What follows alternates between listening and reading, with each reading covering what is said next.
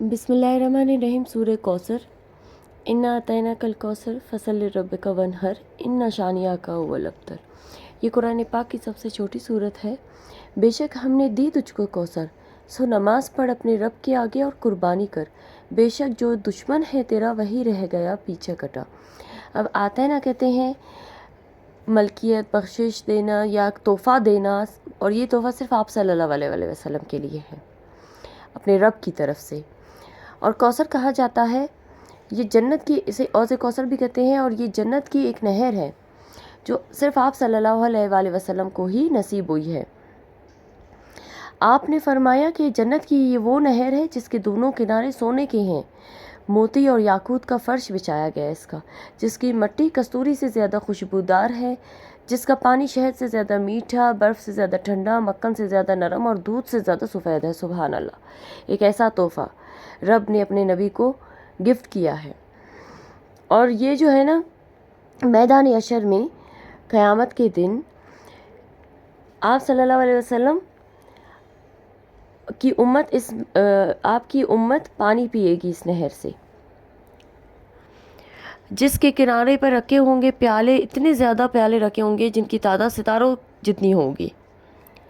और जो क़यामत के दिन इससे पानी पिएगा वो कभी प्यासा नहीं होगा, क्योंकि उस दिन तो सूरज को करीब लाया जाएगा ना, बिल्कुल सरों के पास लाया जाएगा सूरज को, तो कैसा आलम होगा, प्यास से अलकुश्क हो रहे होंगे। तो ये आप सल्लल्लाहु अलैहि वसल्लम को तोहफ़ा दिया गया है अल्लाह की तरफ से, रब की तरफ से। और वो लोग जो आप सल्लल्लाहु अलैहि वसल्लम से दूर कर दिए जाएंगे, इस हौज़ के करीब नहीं लाए जाएंगे, उनको नहीं आने दिया जाएगा। किन लोगों को?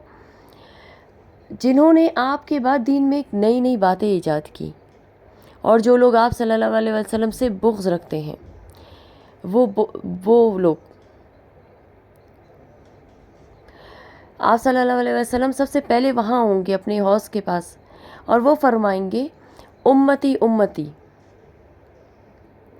यानी बज़ाहिर तो उनकी शक्ल सूरत उम्मती जैसी होगी, लेकिन उनको दूर कर दिया जाएगा, यानी उनके बीच एक दीवार हाइल कर दी जाएगी। ये कौन से लोग हैं? जो तालीमात की मुकम्मल पैरवी नहीं करते, और वो लोग यानी दीन की पैरवी नहीं करते, ये वो लोग होंगे उस दिन। और वो रास्ते निकालते हैं, नए नए रास्ते निकालते हैं दीन इस्लाम में। तो यानी ये इतना खूबसूरत एक गिफ्ट है, सुभान अल्लाह। और यहाँ पे है, सो नमाज पढ़ अपने रब के आगे और कुर्बानी कर, यानी नमाज पढ़ यानी शुक्र गुजारी कर अपने रब के आगे, और सिर्फ खालिस होकर और कुर्बानी कर। अब यहाँ कुर्बानी जो है, यहाँ ईद उल अज़हा पे जो कुर्बानी की जाती है उसकी तरफ इशारा है।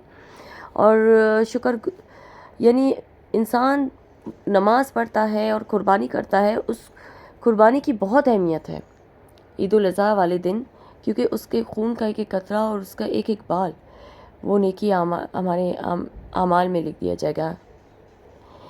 दिया जाएगा नाम आमाल में, जिस दिन तराजू तोले जाएंगे। और हज्जुल विदा पर भी आप सल्लल्लाहु अलैहि वसल्लम ने 100 ऊँट ज़िबा किए, यानी बदनी और माली इबादत दोनों होनी चाहिए।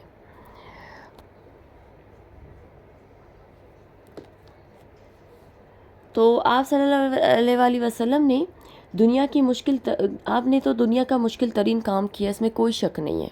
अब ये गिफ्ट मिला किस सूरत में? अल्लाह के नबी को जो कुर्बानियाँ अल्लाह के नबी ने दी, जो काम उन्होंने किए, तो रब की तरफ से गिफ्ट मिलना ये बहुत बड़ी बात है।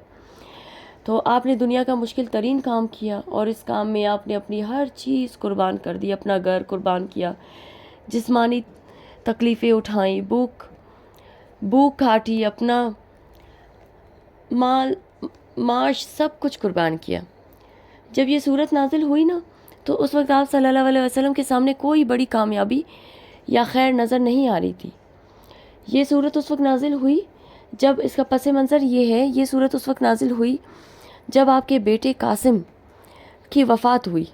तो आप उस वक्त बहुत ज़्यादा दुख के आलम में थे, और अबू लहब ने कहा कि ए मोहम्मद, تو بے نشان ہو گیا، نعوذ باللہ. یعنی آپ کا بیٹا جب فوت ہوا تو انہوں نے مذاق اڑایا، اللہ کے نبی کا مذاق اڑایا کفار نے، کہ اب آپ کا کوئی نام لینے والا نہیں ہوگا. باقی آزمائش تو تھی ہی، لیکن بیٹے کے فوت ہونے پر دکھ اور غم کا کیا عالم ہوگا سرور کائنات پر. تو ان سب لوگوں نے تو اس پر اللہ تعالیٰ نے آپ کو ایک بڑی کامیابی کی بشارت دی ایسے وقت میں، اور اس میں آپ سب لوگوں کے لیے خوشخبری ہے. یعنی جو اللہ کے راستے میں اللہ کے دین کو عام کرنے کے لیے قربانیاں دیتے ہیں کہ اللہ ان کو اپنی خاص مدد سے نوازے گا. بے شک شروع میں مشکلات ہوتی ہیں دین کے راستے میں بھی اور ہر نیک عمل میں، جیسے ہمارے نبی کے لیے بھی بہت مشکلات تھیں. تو یہ ہمارے لیے بھی ایک میسج ہے.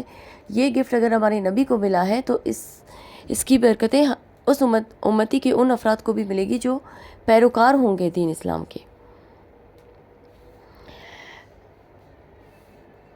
تو اللہ ان کو بھی اپنی خاص مدد سے نوازے گا کہ اللہ کا مشن کامیاب ہی ہوگا. ہر صورت کوئی بھی کام ہو جو اللہ کی خاطر ہو اس میں اللہ مددگار ہوتا ہے.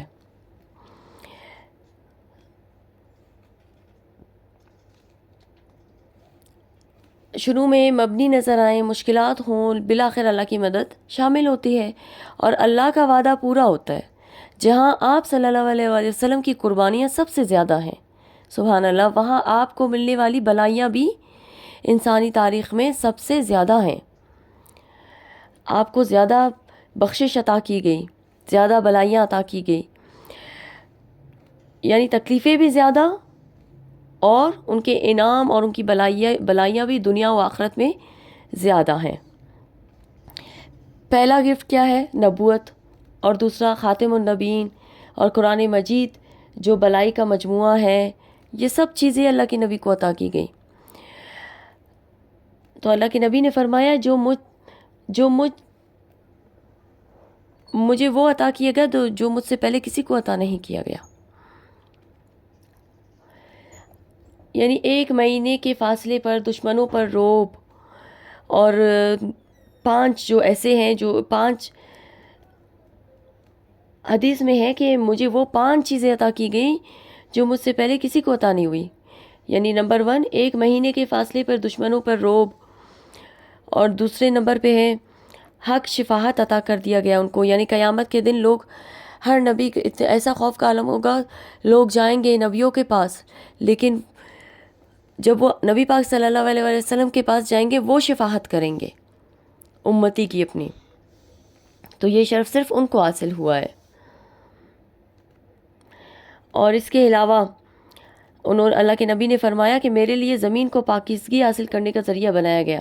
اگر پانی نہ ہو تیمم سے نماز ادا کر سکتے ہیں. بے شک.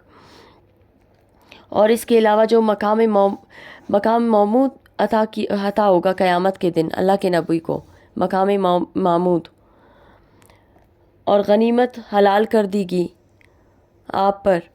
تو آپ صلی اللہ علیہ وسلم اس حوض کوثر پر موجود ہوں گے. وہاں آپ اپنی امت سے ملیں گے اور ان کو پانی پلائیں گے.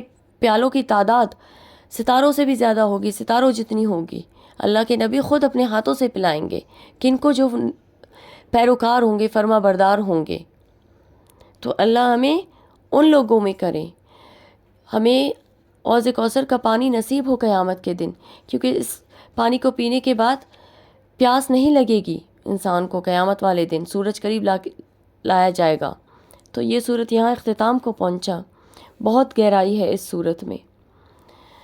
تو یہ اللہ تعالیٰ کی طرف سے اپنے نبی کے لیے ایک تحفہ ہے. جب وہ بہت غم کے عالم میں تھے تو انسان کو کبھی بھی مشکل اور پریشانی میں نا امید نہیں ہونا چاہیے.